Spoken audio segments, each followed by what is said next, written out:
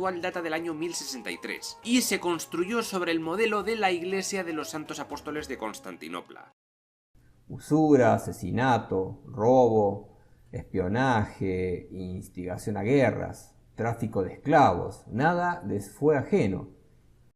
En el año 1071 comenzó el gobierno del dogo Domenico Selvo, quien se alió con el emperador bizantino Alejo I contra los normandos. Aunque la guerra fue un fracaso, Venecia obtuvo la Bula Dorada, en la cual se declaraba la supremacía veneciana por toda la costa del mar Adriático y la exención de impuestos para sus mercaderes en el Imperio bizantino. Es decir, un juego a dos puntas, algo que hicieron una y otra vez a lo largo de los siglos.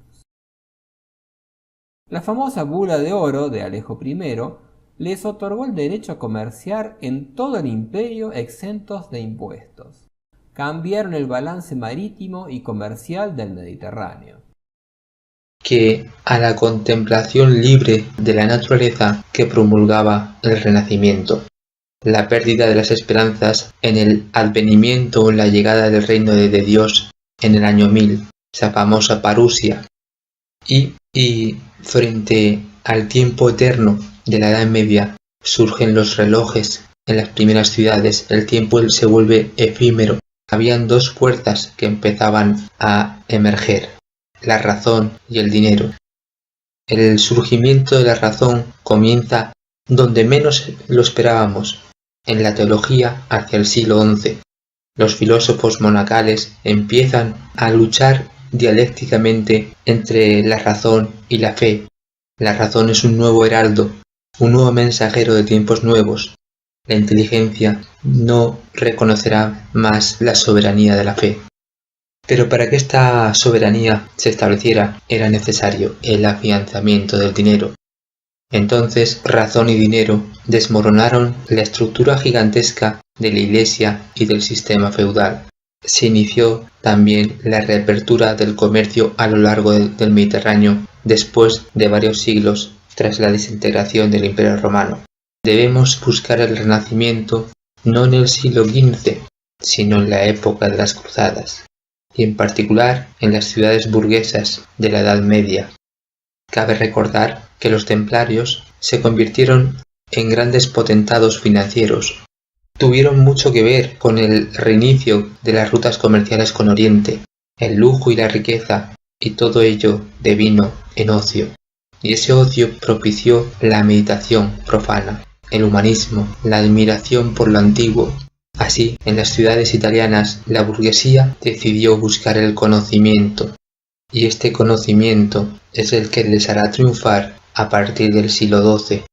Esta clase social triunfará por todos los lados. Ese tiempo del Renacimiento no era cualitativo, era cuantitativo. Tempus aurum est, el tiempo empezó a valer oro, el oro es tiempo, todo el tiempo y el dinero se combinaron y el dinero desvirtuó el tiempo. El tiempo para el hombre del Renacimiento era mucho más acelerado que el tiempo para el hombre de la Edad Media. Recién en el siglo XII se construyó el Arsenal, que fue un inmenso astillero y fábrica de armas. Fue el mayor complejo industrial de Europa hasta la Revolución Industrial. The Arsenale pioneered many modern industrial techniques and underpinned Venetian naval power for centuries. Armed with a powerful navy and lucrative trading concessions from the Byzantine Emperor, Venice rose to become the greatest commercial and naval power in the eastern Mediterranean. In 1103, construction began of Venice's famous Arsenale, a giant state-owned shipyard that would become one of Europe's largest industrial centers. En todo su control sobre las situaciones, en cómo estuvieron siempre un paso adelante de los demás, un órgano compuesto solo de hombres pertenecientes a las familias nobles. Esas familias tenían dos categorías. Una era los Longhi, o familias que podían demostrar su nobleza mucho antes del año 1000. Los Longhi mantuvieron el monopolio del dux hasta fines del siglo XIV. Para ese entonces ya había una fuerte presión de familias más jóvenes, que habían adquirido riqueza y estatus y que fueron admitidas dentro de la nobleza. Se los llamó curtis y pudieron acceder a todos los cargos del poder, incluyendo el de dux. Era tan férreo el control de acceso a la nobleza que tenían un libro especial de registros que funcionaba como censo de nobles. Esto mantuvo una, llamémosle, casta de pureza étnica, que segregaba a cualquiera que no estuviera sentado en ese libro. Por encima del Consejo de los 10 sitúa a la nobleza negra.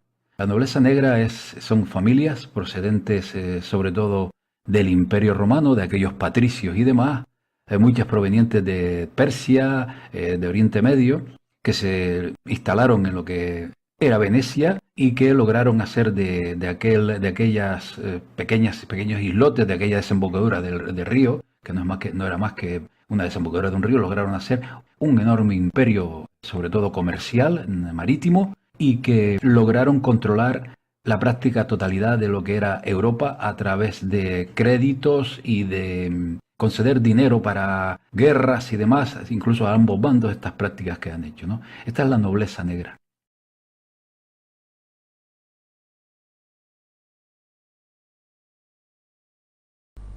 Conforme fue pasando el tiempo, por ahí por el siglo XII comenzaron a llegar oleadas de jázaros oriundos del Volga ruso y de lo que hoy es Turquía, y que comenzaron a mezclarse también con las antiguas familias romanas, tomando sus costumbres y agregando también las de ellos, que eran bastante similares a las babilónicas que trajeron los fenicios en cuanto a rituales, uso de magia antigua y también de tener fama de hábiles comerciantes, razón por la que fueron rápidamente utilizados por las familias nobles descendientes de los emperadores romanos. La nobleza negra, ese nombre se lo dio la propia población de Venecia por sus malas prácticas bancarias. O sea, le llamaron nobleza negra, ¿no? Hasta el punto de que lo despreciaba tanto la población que cuando los famosos carnavales de Venecia, ¿no? Muy famosos ya desde entonces, tenían que salir con careta a la calle. La careta de los carnavales la idearon estos señores de la nobleza negra para diluirse, o sea, pasar desapercibido entre el público porque no simpatizaban con sus malas prácticas bancarias. De ahí viene lo de la nobleza negra. Igual, y decía lo de que se intenta adaptar a ciertas tendencias, porque escucho mucho por ahí también que la nobleza negra es de origen házaro. No, la nobleza negra no es de origen házaro. La nobleza negra es de origen, muchos tienen origen persa, como por ejemplo los farneses, los palavicini, otros son de los patricios romanos, que cuando busca el origen de esos 30 o 30 y pocos patricios romanos, se pierde en lo que es alguna región de Italia, de la península itálica, pero nada más, ¿no? Eso yo no he logrado, pero bueno, he preguntado a gente que está mucho más puesta en esos tiempos, tampoco lo he logrado, pero no. Solo hubo una familia házara en Venecia que fueron los del banco, que luego se convirtieron en los Walbur.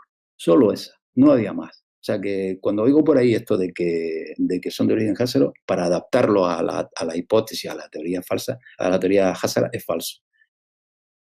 Dinero que mueve el tráfico de armas, las guerras, el tráfico de drogas, el tráfico humano, es decir, todo ese enorme tráfico de todo tipo es lo que sostiene el sistema. Eso está en manos de ellos. Venecia hacía siglos que le vendía esclavos y material de guerra a Egipto, aunque era el principal enemigo del Imperio bizantino. En 1124, la flota veneciana colaboró con Balduino II, por entonces rey de Jerusalén, y conquistaron la ciudad de Tiro, uno de los principales puertos en el camino de la ruta de la seda.